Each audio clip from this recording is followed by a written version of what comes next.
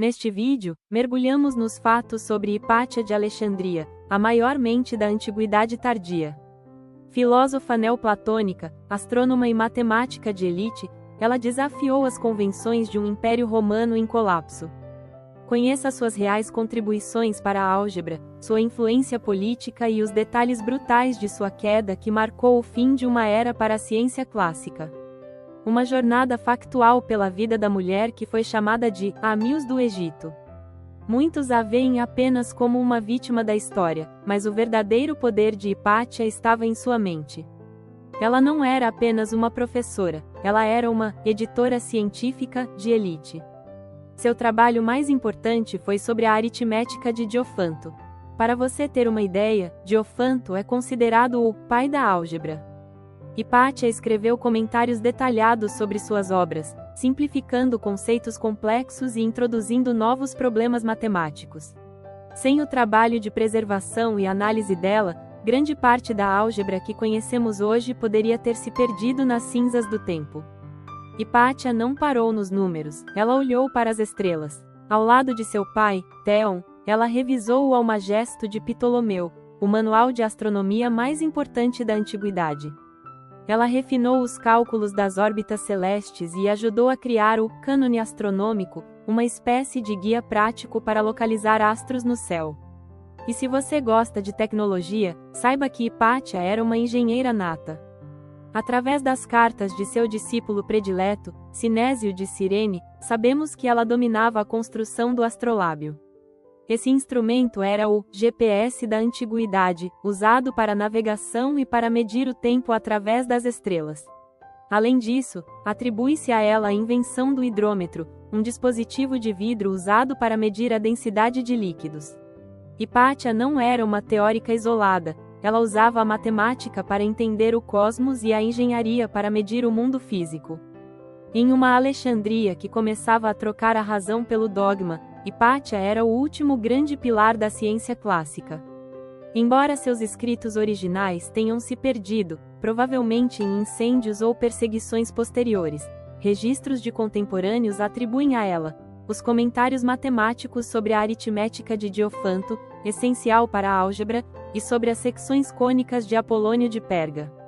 Editou o texto do livro 3 do Almagesto de Ptolomeu. Escreveu o Cânone Astronômico. Acredita-se que ela tenha aprimorado o astrolábio, usado para navegação e localização de estrelas, e inventado o hidrômetro, para medir a densidade de líquidos, conforme cartas de seu aluno Sinésio. Hipátia ensinava tanto pagãos quanto cristãos. Seu discípulo mais famoso foi Sinésio de Cirene, que se tornou bispo de Ptolemaida. Suas cartas são a principal fonte histórica sobre a vida e as capacidades técnicas de Hipátia. Sua morte não foi motivada apenas por religião, mas por uma disputa política intensa entre Orestes, prefeito de Alexandria, e seu amigo, e Cirilo, patriarca de Alexandria. Em março de 415 d.C., uma turba de cristãos fanáticos liderada por um leitor chamado Pedro a arrancou de sua carruagem, e foi levada à igreja Cesaréu, despida, esfolada viva com cacos de cerâmica, ou conchas de ostra, e seus restos foram queimados. Ela não foi exatamente apagada, mas sua produção científica foi incorporada ou perdida. Historiadores posteriores tendiam a focar em figuras masculinas, tratando-a mais como um símbolo, ou mártir, do que como uma cientista ativa. Muitos de seus comentários foram fundidos aos textos originais de autores como Diofanto, tornando difícil distinguir o que era dela. Diferente da imagem de uma jovem indefesa, a Hipátia histórica era uma mulher de imenso poder social e personalidade assertiva. Hipátia nunca se casou e, se questionada sobre seu celibato, ela afirmava ser casada com a verdade. Isso refletia a tradição neoplatônica de que o filósofo deveria transcender os desejos carnais para focar na contemplação do uno. Que a beleza física era apenas uma ilusão superficial, ela usava a tática de choque filosófico para redirecionar a mente do aluno para o intelecto. A musa de Alexandria não ensinava apenas em salas fechadas, ela vestia o tribom, manto masculino dos filósofos, e caminhava pelo centro da cidade, parando para explicar publicamente passagens de Platão ou Aristóteles para quem quisesse ouvir. Ela era tão respeitada que o prefeito romano Orestes não tomava decisões importantes sem consultá-la. Isso gerou inveja política, pois muitos acreditavam que era Hipátia quem impedia a reconciliação entre o prefeito e o bispo Cirilo.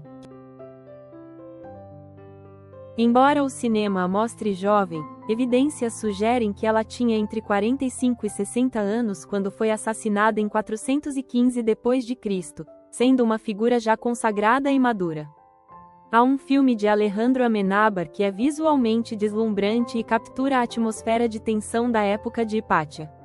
Ele retrata a transição violenta do paganismo para o cristianismo hegemônico e o papel dos parabolanos, monges fanáticos que serviam como milícia do bispo.